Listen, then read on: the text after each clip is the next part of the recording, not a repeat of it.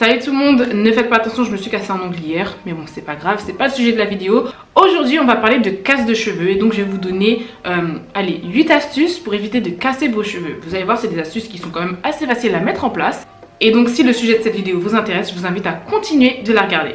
Mais avant qu'on rentre dans le vif du sujet, je vous invite à vous abonner à ma chaîne tout en activant la cloche des notifications. C'est très important pour vraiment éviter de rater une de mes vidéos. Vraiment activez la cloche, n'hésitez pas non plus à me suivre sur Instagram parce que je poste aussi des trucs sur Instagram.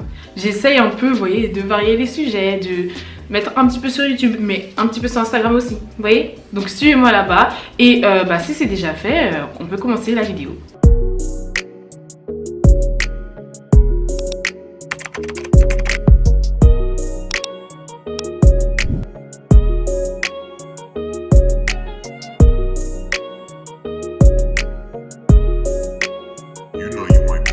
Donc la première astuce pour éviter la chute du cheveu, c'est quoi? C'est d'avoir un bon démêlage. Le démêlage, c'est vraiment l'étape clé qui peut nous faire perdre énormément de cheveux. Vraiment, faites très attention au démêlage. Je vous avais déjà fait une vidéo là-dessus où je vous expliquais comment moi je démêlais mes cheveux. Donc vraiment sur la vidéo je vous montre que je les démêle quand même avec douceur. Donc allez la voir, cliquez sur le petit i si vous n'avez toujours pas vu. Vraiment je donne de bons conseils. Je vous dis de quels produits vous avez besoin, quels sont les meilleurs produits pour que vos cheveux glissent, pour que votre peigne glisse, votre brosse glisse. Vraiment allez la voir, n'hésitez vraiment pas parce qu'elle est très importante. Donc je ne vais pas forcément tout répéter ce que j'avais dit dans la vidéo, mais vraiment si vous voyez que vous avez une touffe de cheveux après avoir démêlé vos cheveux, c'est qu'il y a un problème, vraiment une grosse touffe. Je vais vous mettre une photo de ce que moi je perds après un démêlage au doigt par exemple, et vous allez voir en fait que je perds pas grand chose. Vous voyez, parce que je fais attention, parce que j'ai un bon démêlage. Et si vous voulez voir comment je démêle, n'hésitez toujours pas à aller voir la vidéo. Ok. Ensuite, la deuxième étape, ça serait d'éviter d'avoir des brosses qui sont trop dures. Donc je m'explique. On va dire qu'il y a deux types de brosses. On a les brosses qui sont là pour démêler nos cheveux et on a les brosses qui sont là pour plaquer nos cheveux. Là maintenant, j'ai parlé des brosses pour plaquer les cheveux. Les brosses pour plaquer nos cheveux sont tellement dures parfois en fait qu'elles peuvent venir casser nos cheveux. C'est bête hein, mais elles peuvent venir les arracher, surtout les baby hairs parce que les baby hairs c'est des petits cheveux de devant. Hein. C'est vraiment nos cheveux les plus fragiles qui sont sur notre tête. Donc il faut faire très attention et à force de les brosser de tel sens pour pouvoir avoir des edges vraiment, comment dire, contrôlés, bref, qui ont une belle forme, à force de faire tout ça en fait, ça peut venir fragiliser nos cheveux et ça peut les mener à la casse. Donc vraiment, il faut faire très attention aux produits qu'on utilise, notamment sur nos baby hairs pour ne pas avoir après un trou et donc de l'alopécie. Il faut faire très attention à tout ça, il faut faire très attention aux brosses qu'on utilise, aux matières, aux matériaux qu'il y a. Si vous voulez plaquer vos cheveux, je vous conseille d'utiliser des brosses en poil de sanglier, c'est plus doux pour les cheveux en fait. Ça matche un peu mieux on va dire, mais vraiment évitez de le faire souvent, tout le temps. Juste évitons de faire tout le temps. On n'a pas besoin de plaquer les cheveux comme jamais. Faut doser, vraiment faut doser. Donc ça c'était pour les brosses qui servent à plaquer nos cheveux. Maintenant on va passer aux brosses qui servent à démêler nos cheveux. Moi personnellement j'ai une brosse, donc c'est la Tangle Teezer.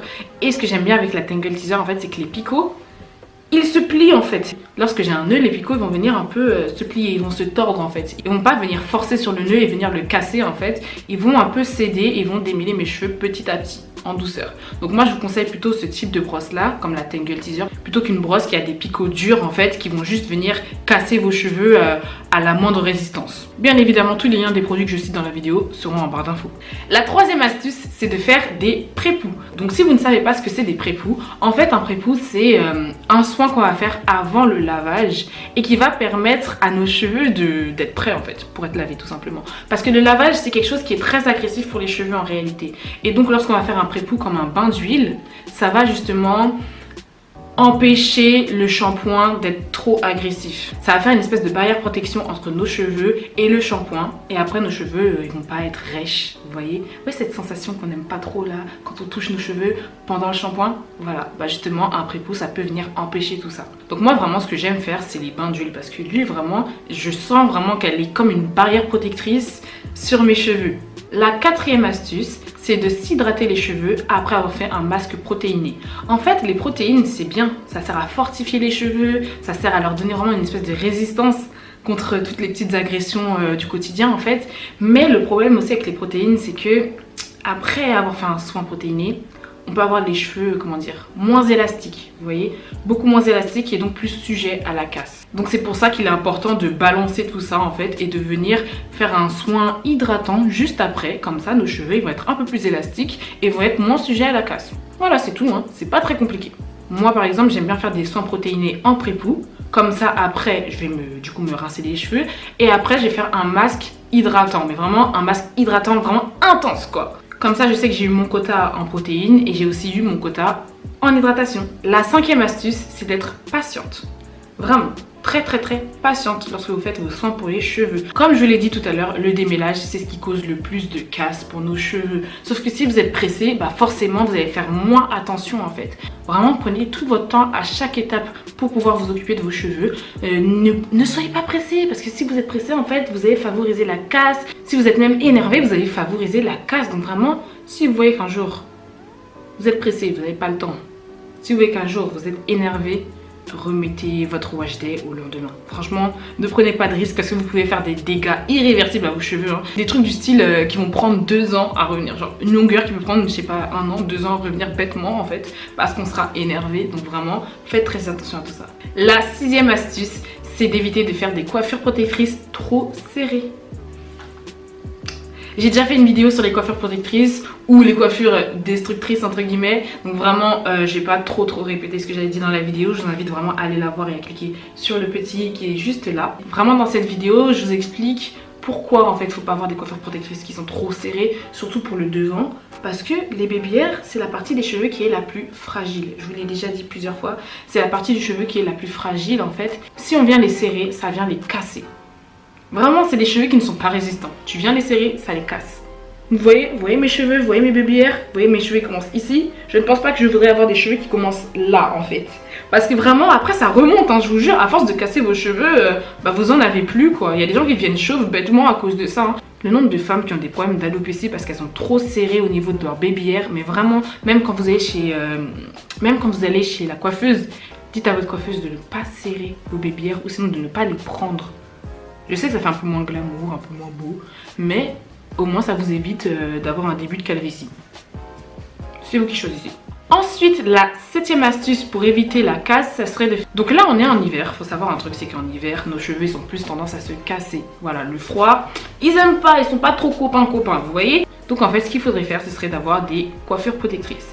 Là, par exemple, ça faisait plus d'1 mois que vous m'avez pas vu avec mon afro. Pourquoi? Parce que j'étais en coiffure protectrice.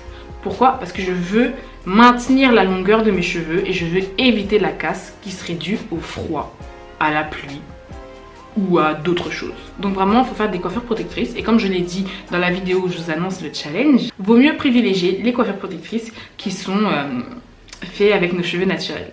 Ce sera toujours mieux, vous verrez. Et la dernière astuce, ce serait de protéger nos cheveux des frottements.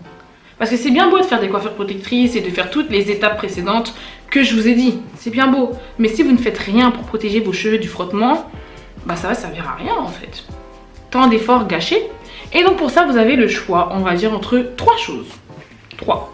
La première, c'est le foulard en satin. Donc le foulard en satin, c'est un foulard que tu mets sur tes cheveux. Comme ça, lorsque tu vas aller dormir, tes cheveux sont protégés du frottement. Voilà, donc vous pouvez prendre le foulard en satin. Sinon aussi on a les bonnets en satin. Les bonnets en satin c'est quand même mieux que les foulards en satin. Pourquoi?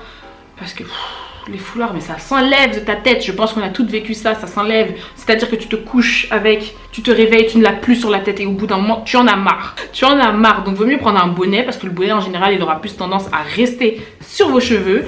Il va pas bouger, voilà. Mais si vraiment vous-même vous n'aimez pas avoir quelque chose autour de la tête, il y a une autre alternative que je vais vous montrer tout de suite. L'autre alternative, c'est ça, un thé d'oreiller en satin. Donc vraiment un thé d'oreiller en satin, c'est hyper bien. Tu peux poser ta tête comme ça. Bien évidemment, tu vas pas dormir avec un afro, hein. Tu attaches toujours tes cheveux un minimum. Et après, tu peux aller dormir. Il n'y aura pas de problème avec les frottements. Vraiment, c'est top. Donc moi, mon thé d'oreiller provient de la marque Nature Humane. Donc c'est une marque avec laquelle je suis en partenariat. J'étais pas obligée de vous en parler sur YouTube d'ailleurs, mais je le fais quand même parce que c'est une très bonne marque. J'avais fait un IGTV dessus, donc allez le voir sur mon Instagram. Vous voyez, c'est pour ça qu'il faut me suivre sur Instagram. Je dis pas forcément tout sur YouTube, mais suivez-moi sur Instagram. On sent que la créatrice de la marque ne nous prend pas pour des imbéciles. Elle a vraiment mis de la qualité là-dedans. Donc ça, c'est hyper bien. J'ai un code de réduction, donc n'hésitez pas vraiment à aller faire un tour sur le site de la marque. Je le mets juste ici. Vraiment, n'hésitez pas. Moi, j'adore. Par exemple, je sais que ma mère, elle ne supporte pas tout ce qui est foulard, bonnet. Genre, elle aime pas trop les trucs qui sont un peu sur sa tête. Donc ça, c'est une super bonne alternative parce que ton oreiller, bah, il est sous ta tête. Il bouge pas. Il est là, tu dors, il bouge pas.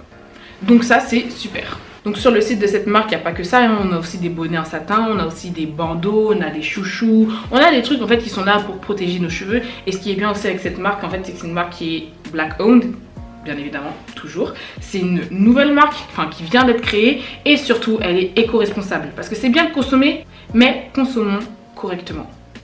Enfin bref, voilà tout le monde, c'était tout pour cette vidéo, j'espère qu'elle vous aura plu. Si c'est le cas, n'hésitez pas à me mettre un pouce, n'hésitez pas aussi à aller sur le site de la marque Nature Humans. Vraiment, vous n'allez pas être déçus, hein. Il y a plein d'autres produits dont je ne vous ai pas forcément parlé, mais il y en a plein d'autres. N'hésitez pas non plus à me suivre sur Instagram, je mets le mien juste ici. Abonnez-vous à ma chaîne tout en activant la cloche des notifications.